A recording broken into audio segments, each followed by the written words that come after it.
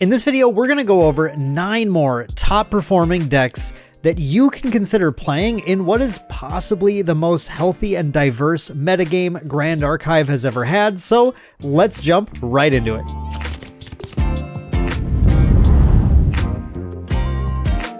What's up everyone, it's Dan with Main Deck and welcome back to another meta update video for the Grand Archive Abyssal Heaven metagame. This is of course maybe the most important metagame of the year because this is where we have nationals and then worlds coming up here. So this has been a lot of fun to cover and thankfully it has been a very diverse metagame. As you'll see today, we're actually going to be going over 9 new decks today, and some of these are only one of them is one that we've covered in the past, and a lot of the decks we covered in the previous videos are actually still totally viable. These aren't like all replacing those, so things like Win, Luxem, Zander, and Tristan we're not going to cover today. We covered those in previous videos, but today we're going to go over 9 new decks, well 8 new decks and then 1 repeat because it's important to talk about, that you can absolutely steal, try playing. These are all decks that have placed top 8 or number 1 at various events, big regionals, Ascent Kuala Lumpur, and we're also covering SEA Nats and EU Nats in this video as well. Before we jump into the deck list, I just want to mention, if you do enjoy this content, if you like these meta updates, go ahead and leave a sub to the channel. I do notice when it happens, so it really helps me see when you guys appreciate the kind of content we're putting out there. And if you, of course, you don't want to miss more of these meta updates, you're going to want to be subscribed anyway. Now, without any further ado, let's start right at the beginning. And starting at the beginning is actually covering a deck that just won a recent regional, actually the Banish Zone regional. This was OkaygeBusiness's Fire Luxem Zander, but it's really important to note that this deck that we're about to look at here is nearly identical to Bob's SEA Nats winning list. So huge shout out to Bob. Congrats on this. There were like 2 cards changed. One was a sideboard swap. One was a main board +1 -1. That's it. So basically, you can understand when we're looking at this list, you can have confidence that this list is very, very solid from SEA all the way to the east coast of NA. This deck has performed super well with minimal changes. Now, if you are unfamiliar, Fire Luxem Zander, this is a deck that we haven't seen come up in the metagame recently, but it was a popular deck, especially last year's national season, that metagame. It had kind of come out of the woodwork, and it was a really good deck at fighting anything that wasn't, at the time, Erupting Rhapsody, really. This is a deck that preys on ally decks. It's a deck that is totally cool, generally facing against fire aggro lists, and any deck that just is not set up to go over the top of its endgame is going, or go totally underneath it, is going to suffer once it reaches this level 3 Zander Blinding Steel. Of course, the game plan is to get to level 3 as fast and safely as possible. And then all you want to do is find yellow cards and use them with Zander Blinding Steel's effect, reveal them to get special effects as you build your influence until you can go for the kill. Traditionally, with Lightweaver's Assault, the idea is that you would put down Lightweaver's Assault in response, Lightweaver's Assault, so you have 8 cards in memory, then resolve both Lightweavers, reveal them, deal 8, and then any triggers happen on reveal as well if you have more Lightweaver's Assaults or these Luxem sites that recover 3. And of course, you have things like Gleaming Cut that allow you to build that influence up really quickly. Now, there's one major change. This list is actually really similar to what the old list used to be, aside from things like Portentous Tengu showing up now as just a second backup charger. But the big change that this deck got, that's giving it more kill consistency, and why this is even more powerful now than it was before, Striking Illuminance. And you may look at this and not understand why this is so good. It's got a weird ability that is like a constant ability. It's only active while it's in intent, which is while you're playing it. And otherwise, it's a 4 damage prepare attack that allows you to reveal your memory. So of course you get triggers and stuff, which is cool. But the main trick to this is actually, guys, this is another copy of Lightweaver's Assault. That's what this is, right? So Lightweaver's Assault base, if you think about it, you put 4 cards down to pay for it. You reveal 4, and so you deal 4 damage. Strike Illuminance, you only put 2 cards down for it, but you do deal 4. Now, while Striking Illuminance is resolving, before the attack is resolved, you can go ahead and use a Lightweaver's Assault during the attack, which is going to cause, from Lightweaver's Assault's effect, it's going to cause more cards to be revealed, which is going to trigger this constant effect more times. So if you put down 2 for Illuminance, then 4 for Lightweavers, Then you reveal for Lightweavers 6 cards. That's going to give +6 power to Striking Luminance. Then Striking Luminance's on attack resolves, and that on attack resolves, and then you're going to reveal those 6 again, give it +6 more. So you're looking at 12, 16 damage attack plus any other Lightweavers triggers. That's why this is so strong now. That is some of the power that's coming in with this deck. This is definitely a great choice, although I will say Luxem, you need to know how to play quickly generally to make sure you can end games, because they can grind. They can really grind. If you are willing to put in the effort and learn with this deck and get really confident in it, this can be a very powerful deck. Its biggest flaws are going to be there are going to be aggro decks that can go underneath it and take it out. Although, of course, this is cool because we're seeing all these old tricks like Vanish from Sight, Resolute Stand that we didn't use. We don't see a lot right now, but these are coming back because these are one of the best ways that Zander can stay alive, especially Vanish from Sight, which can be grabbed by Zander Deft Executor when you go to level 2 to be used twice. That kind of stuff is very powerful. You just don't want to go under. And honestly, the Fractal matchup here is one I would be a little more worried about, especially if they're really respecting a deck like this and playing Extricating Touches. Extricating Touch will allow them just to look at your memory and start pulling out either your Luxem Sights or your Lightweaver's Assaults, so they can kind of maintain control of the game. It's one of the biggest issues you're going to see with this. Otherwise, it's a potent deck. It has strong win cons, and it's even more consistent now. So congratulations to OkaygeBusiness and Bob. Both, of course, Bob qualified for Worlds with this, so that's really amazing. And Okage won a huge regional at the Banner Zone. Shout out to both of you guys. Great deck, and definitely one you want to know about going into the metagame and test if you're planning on playing in future nationals, so you know how to play against this deck. All right, next up, we are looking at finally some Guo Jia. The first 2 iterations of this video, I didn't really cover Guo Jia at all. Guo Jia has had a little bit of trouble just finding a really good place in the metagame, just due to this Fractal deck kind of just running over her for a while. But as people have refined the lists and as the metagame has adapted, that's one of the biggest things is we've seen a rise of things like ally decks that are really trying to put some pressure back onto Fractals. Tristan has turned out to be a really strong counter to that.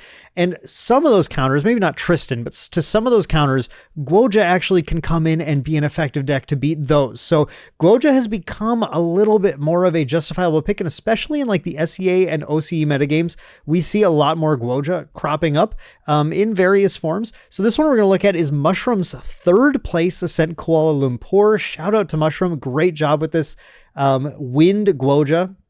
Now, this is going to do a lot of what we've seen since Ascent Seattle that they're trying to do here. Obviously, the big trick is you're going to flip your Fabled Azurite Fatestone into Seiryuu, and then if your opponent is not preparing to respect you at all, you can just run over them in one turn with a gigantic combo using things like Harness Lightning to give +4 to your dragon, Seiryuu's Command to get triple on attack triggers, and then Byaku's Command to get a buff counter and wake it up. You can imagine any combination of these works. Seiryuu's Command and Byaku's Command gives you 6 attack triggers, which is easily going to be 2 Arcane Blasts at them. Arcane Blast and Power, Arcane Blast and Power. That obviously closes the game. Alternatively, Harness Lightning for the +4 into Byaku's Command is also going to turn your Seiryuu into a 9 damage swinging twice when you use the Byaku's Command in response to the attack. So that's going to be 18 damage right off the bat, possibly also with Arcane Blast and Power, depending on your influence at the time. And then Seiryuu's Command Harness Lightning seems like it's not quite as like explosive as the other ones, but Harness Lightning does banish itself, which allows you to trigger that Arcane Blast a little more easily. So this actually can work pretty well as well, pushing an 8 damage swing into an easy Arcane Blast afterwards for a good 19 damage on the opponent. Those are all like really, really clutch combos to know, but the big thing this deck is kind of doing in a lot of these matchups, and typically what's been its downfall in the past is it levels to 3 very quickly and then doesn't have much influence, then uses Incandescent Reliquary to build its influence back up, which is a little fragile, a little weak to Fracturize, and puts it down for a couple of turns where it can't really respond to things. What I like that Mushroom's done here is Mushroom has actually included more gameplay outside of just leveling to 3 as fast as possible. This is a big thing we've been talking about in the main deck team in general. I don't remember how much I've said it on the channel, but Seiryuu is a really powerful threat that you really don't have to do much to turn on. So instead, what Mushroom has done here is put in things like Ace and Protectors, put in things like The Trained Hawks, I love this too, as a way to deal with things like Dream Fairy, which is usually a card that preys on this deck.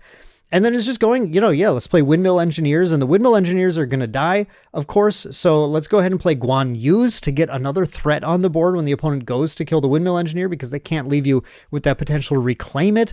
We've got Forest Cakes that we can use to buff up any of our Trained Hawks that we play, or even Baby Green Slimes if we need to. We've just got a little bit more to play the game with early on, and Forest Cake, of course, into Baby Green Slime is our strategy, just to draw cards. So instead of just going, I'm going to turbo to 3 and have a low hand, this is playing more like, no, I'm just going to play the game. I'm going to draw cards. I am going to Ace and Protector my Baby Green Slime, which blinks my Forest Cake, and allow myself to actually get in the game, contest things, and then when that Seiryuu comes out, I'm ready to go. I've got a hand size I can play. So obviously it worked really well. Mushroom hit 3rd place with this, running some cool tech in here too. Verdigris Decree, obviously really good for dealing with Phantasias. And then we have the Innervate Agility, which is a pretty hot, a little weird card because you can't use it after you've used the Lineage release from Blessed Scion once you're at level 3 because you don't have a level 2 to go down to, but gonna save you the game, and also can save your Seiryuu from potential targeting things as well. If you've already like popped, well, no, not if you already, before you pop your Blessed Scion, I suppose. None of this works. Actually, it's such a wonky card, because if you use the Innervate when you're at 3, you go to 2, and then you can't use the Blessed Scion. If you use the Blessed Scion, they can't use Innervate when you're at level 3. So it's a finicky card. You have to be aware of the restrictions of this, but of course it will save you from those Fractal Burst Asunder kills. It will save you when you really need it. But that is the Win Seiryuu Guo Jia. If you love the idea of this deck, if you wanted to play a Seiryuu deck, definitely give this a shot. All right, now we're not going to have a ton to say about this one because we're going to next look at Water Genbu Guo Jia.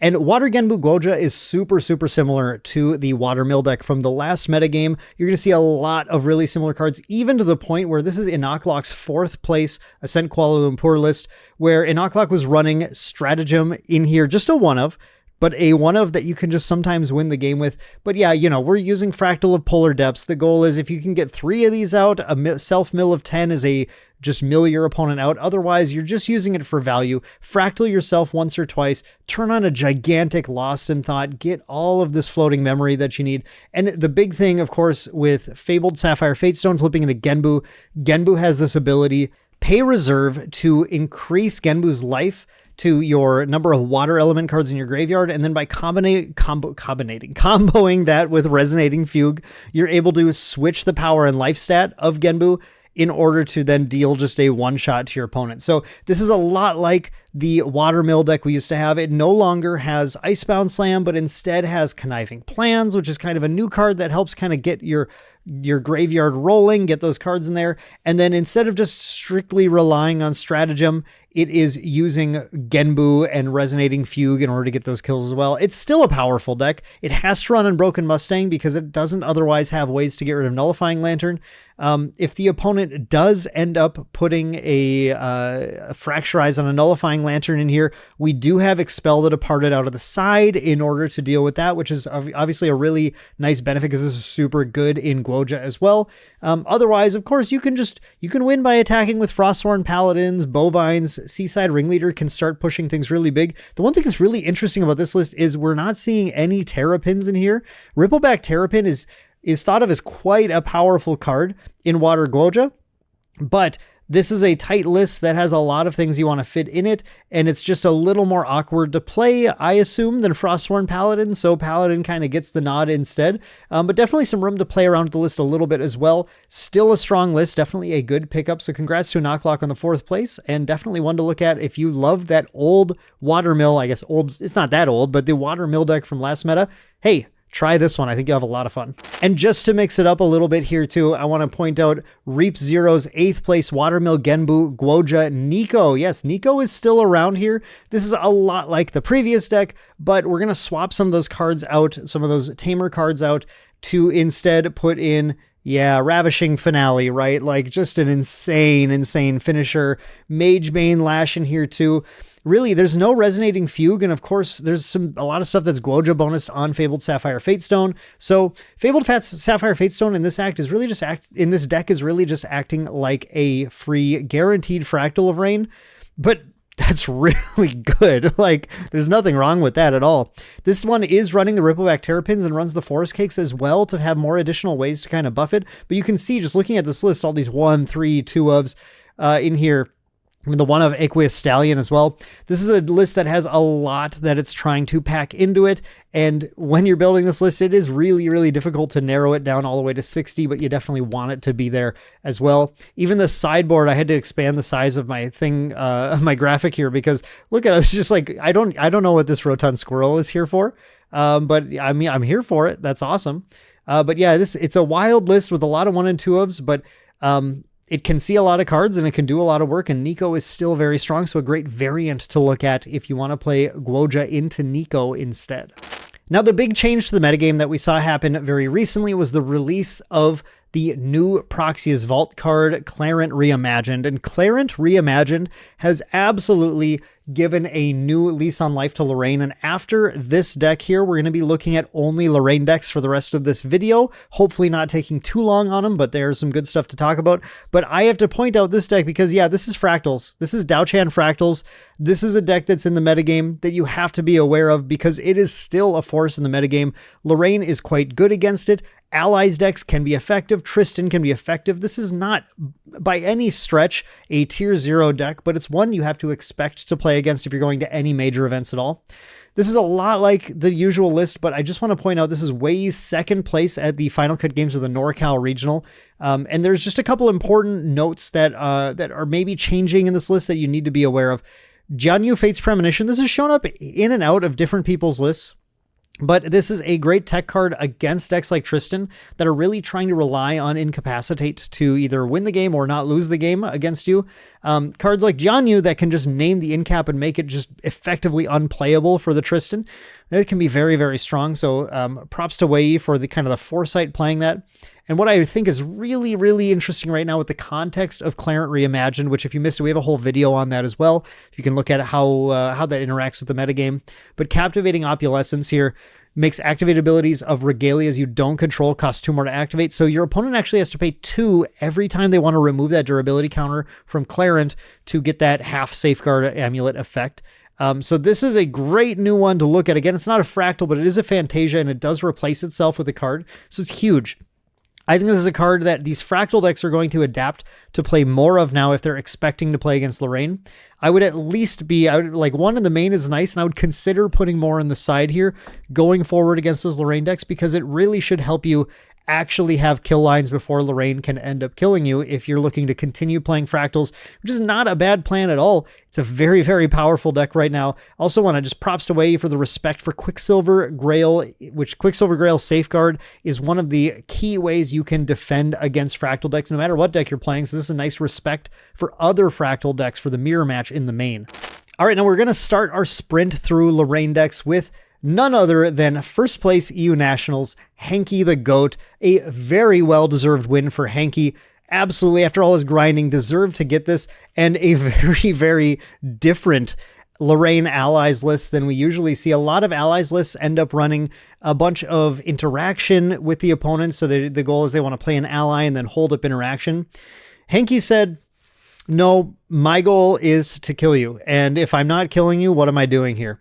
Hanky plays 1 piece of actual interaction, which is 3 of Deflecting Edge, and that makes sense because you can just keep this 1 in your hand as long as you have any sword in play and free deflect some damage. Of course, there's interaction on the side as is needed, but other than that, the only non-ally cards in here are a couple attacks. Staggering Strike for the Tristan and the Zander matchups, where it's useful in both of those, and then the Rallied Advance, which is honestly just an absurd attack right now, doing some pretty crazy stuff. We'll look at another deck shortly. Keep this card in mind for that one. But this allows you to just get bigger extra swings in with things like your Ascent Protector. It's you know, you just push lots and lots of damage on your turn, and that's how you win. Of course, we're using things like Brisk Wind Trotter to be able to pump those numbers up on everything. We're using the Huaji build, so you can put Huaji out with Lorraine level 1, and then you can use your other warrior allies, unique warrior allies can swing with this, which you don't have a ton of, but we have a couple. We have Sunsa, who's the big reason you run Huaji, because Sunsa also makes the Huaji have +1 power and puts another durability on it. So these two work together super well. We have Shang Chang, who's been a very, very effective 2-3 for 3 ally that has been just, it's difficult to take off the board. And we also see Henki running Rose in here, who is another unique warrior ally. I love the inclusion of Rose in here. Now, there's a couple things to note about this. Henki does not have level 2 Lorraine, so you're not going to be getting that like free attack redirection, but she's simply a fast activation 4-cost ally with Intercept and True Sight. So it's easy to keep 4 up. One of those is Deflecting Edge if you didn't need 5 up. One of those is Deflecting Edge, and if you didn't need the Deflecting Edge, then you can put 4 down and play Rose instead. But that fast activation does still have a really important use. It's important to understand how Intercept works in the game. As she has Intercept and True Sight, that Intercept is actually an on-attack trigger. So the big thing you can do is if your opponent goes for an attack card against you, which we're seeing a fair amount of with decks running things like Staggering Strike, not that this deck cares about that, but we just looked at Striking Illuminance in the Fire Luxem deck, you can respond to the activation of the attack card, which is before any on-attack triggers happen, by playing Rose, suddenly surprising your opponent with an Interceptor that will be able to intercept that Striking Illuminance and basically shut down their kill combo in a way that they cannot incapacitate, because this is an ally that's doing it instead. That does not work when the opponent is using an attack on an ally, like an ally attack or an attack on a weapon only, but it works when they play an attack card, because the attack card activation has to resolve before the combat starts and before the on-attack triggers.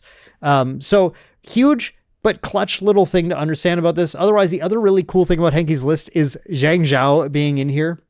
We talked about this quite a bit in the main deck, just trying to figure out what's going on. Obviously, it's really good just to get that recover here. This deck has no ways to get the draw too, but that recover does give Henki a way to shore up his life total against the aggressive fire decks I'm sure he expected to play, or even against Burst Asunder, which is a deck that sometimes just likes to, punch with some refracting missiles until it wins. But I also think there's a potential, depending on how you play this game, that against decks like Luxem, where all you're trying to do is deal with the Luxem sites so you can actually get through, you might be able to get to that 7 or more to get them to discard a random card. This isn't a great plan A, but it's possibly a plan B against Luxem, and something to be aware of when you're building these ally lists trying to attack the metagame. Notably, Henki's list was before the release of Clarent, so we do not see any Clarent in here, but I'm certain you would consider Clarent, trying to fit Clarent into this list now if you want to really shore up that Fractal matchup as well. All right, now here is another take on Wind Allies Lorraine. This one was after the release of Clarent, so you do see we have Clarent Reimagined in here, as well as the Clarent Sword of Peace that's required, but this is not only just an Automaton list, which we haven't seen a good Wind Automaton allies placing highly in a while, and this is actually first place on the Cake Online Regional by Asnat, so super well done with that. But this deck has some really cool tech in here. My favorite thing is the inclusion of Invective Instruction, a card that is getting absolutely no play until now, really. And this is because the combination of Invective Instruction, running things like these, of course, our Automaton allies and our things to make power cells. So we combine our power cell tokens that give Automaton allies +2 power until end of turn, with Invective Instruction, giving them +3 power until end of turn. That until end of turn is important because we have the 4 copies of Rallied Advance to wake up that ally that we super buffed and that we already attacked with, and 4 copies of Second Wind as another way to do that. It's totally possible. You get your 3/3 Andronica down, you Invective Instruction, it's up to 6 power. You pop a power cell that you had sitting around, it's up to 8 power. You attack for 8.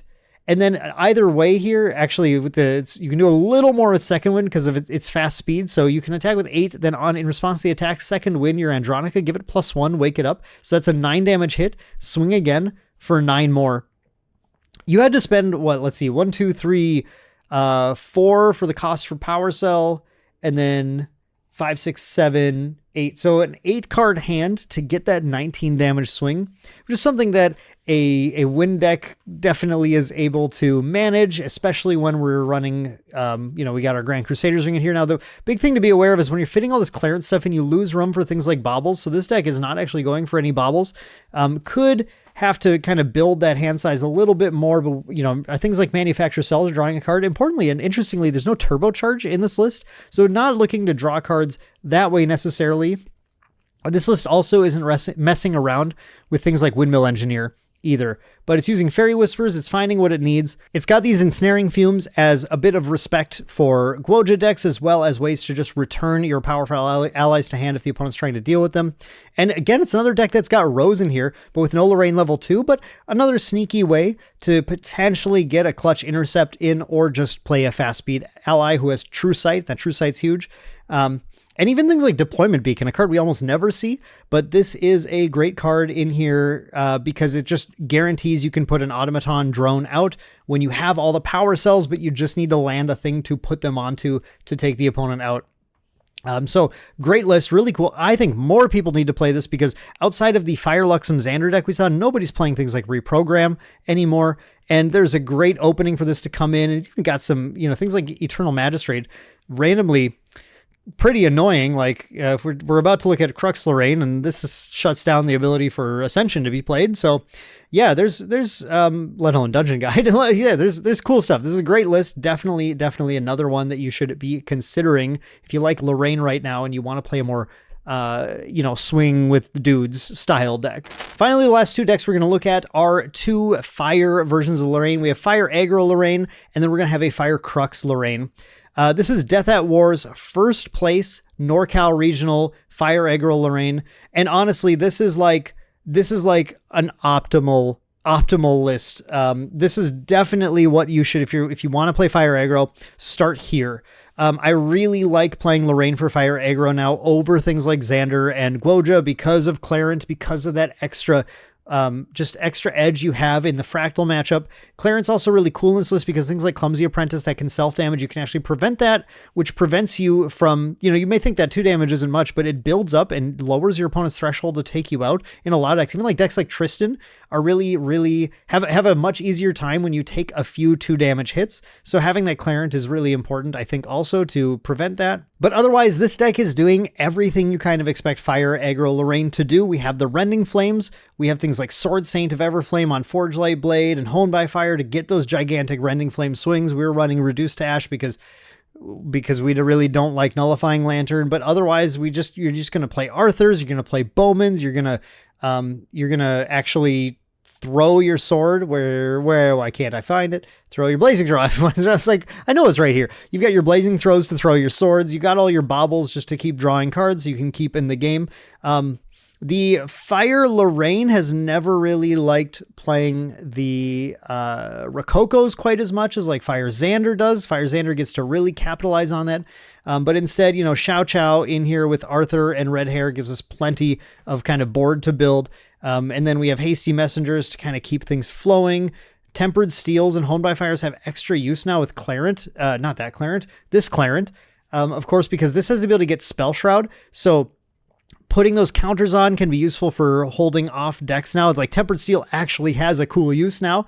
But otherwise, Honed by Fire on Clarent makes it really hard for the opponent to try and answer your Rending Flames with a simple Fracturize or something. They better be packing Nullifying Lantern, or that Fracturize is just going to get negated by the Spell Shroud that Clarent can give itself, and then that Rending Flame is going to come in for a massive amount of damage. Great list, super good. Obviously, just cruise to first with this list. Congratulations, Death at War. And I highly recommend, if you want to play Fire Aggro Lorraine, you just snag this list. This is going to be, this is pretty peak. But if you want to have what a lot of people would consider a little more fun with your Fire Lorraine deck, we have to give our shout out to our guy, Jimmy Lee. Jimmy Lee, the Fire Master, the Fire God in this game. 3rd place at Cake TCG Online Regional with Fire Crux Lorraine, and not your grandfather's Fire Crux Lorraine. We're running Crux Night in here, baby, because guess what? Clarent banishes 2 swords automatically. And this is super underrated, but when you get Lorraine to level 3, you have a minimum of +2 on all your attacks, which think about it this way. It's the same as Merlin's every other turn damage bonus, but on everything. Or you can actually easily bring it to +3 if you don't need Clarent Reimagine. You can just pop the 3 counters on it, and then it'll self-banish. And now you're going to get +3 on all your attacks. Using this Crux Knight, you're able to set up these Rending Flames gigantic swings in really surprising ways. Even just Devastating Blow is by default a 9 damage swing that can't be retaliated. Not that that matters that much, but a 9 damage swing on Crux Knight your flame sweeps are automatically actually really big. And of course, you play Lorraine level 2 and get those already big flame sweeps that draw you a bunch of cards to get you all set up. At level 3, we're playing Ghost of Pendragon because you gotta. We're playing Spirit Blade Ascension in here with Prismatic Edge. And we have a 1 copy of Chilling Touch in here. So against win decks, we don't have any way to find win cards, but the only time you really need to get that Banish from Prismatic Edge is against Luxem decks. Now, I would say that this is a deck that's not quite prepared to deal with Fire Luxem. Wind Luxem might have been more what Jimmy was expecting to see. And against the Wind Luxem list, it's a little easier sometimes to try and find a win card, but also the Luxem player is often going to play around it because they just want to put their yellow cards in there. I think in general, I would consider putting a win card in here because I don't love playing this deck into Luxem necessarily unless you get really lucky on your Rending Flames. But the Chilling Touch is a good respect for just making sure against fire and wind decks, you have the ability to, when you cycle in this Prismatic Edge, get the draw and the damage to kind of keep going. And the Spirit Blade Infusion is another really cool card in here just as another sort of tech way to get those Rending Flames to deal just a ton of damage.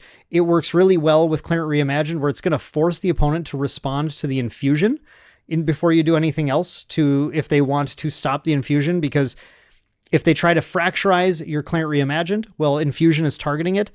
You will give it Spell Shroud to stop the fracturize, but that'll also negate the infusion because infusion is also a spell.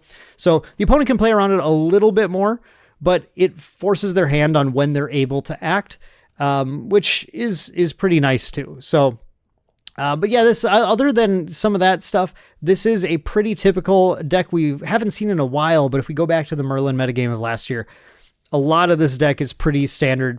I do like the addition. I have to mention the last thing is this Annul spell in here is a great tech. Nobody expects Lorraine to be negating things. Jimmy is well known for playing Incaps in all his Fire Jin, Fire Lorraine decks. And Incap is good, but costs a lot. A null spell that costs half the price of Incap and still negates Veiling Breezes and things super well. It's unless they pay 3, not 2, which is huge. And it can be a really unexpected counter. I would actually consider the Annul spells in the main and the Incaps in the side potentially. Just because the Annul spell's a little more castable, even if it's a little less available, has fewer targets that it can hit, I guess. But yeah, that's that list. Really cool. Props to Jimmy. Love Crux Knight, and I think more people need to explore this kind of thing. So that's going to do it. I know this one was really long, but I mean, that's 9 decks. That's like 9 deck profiles in one video. I hope you guys enjoyed that. I hope it gave you something to chew on, a new deck to try, a new deck maybe to test, even if you're planning to go to OCE or NA Nationals. And as we head into Mercurial Heart Alter Edition releasing, we're going to have even more changes. This might be the last meta update video because we've covered pretty much every major deck in the metagame right now, unless there's a major change following OCE or NA Nats. Then our next meta update video will probably be after MRC Alter releases. So stay tuned for that if you do enjoy this. But if anything crazy happens, I'll be back and I'll show you the deck list and we'll talk about it. Hope you guys enjoyed it. Thank you all so much for watching, and we'll see you all in the next one.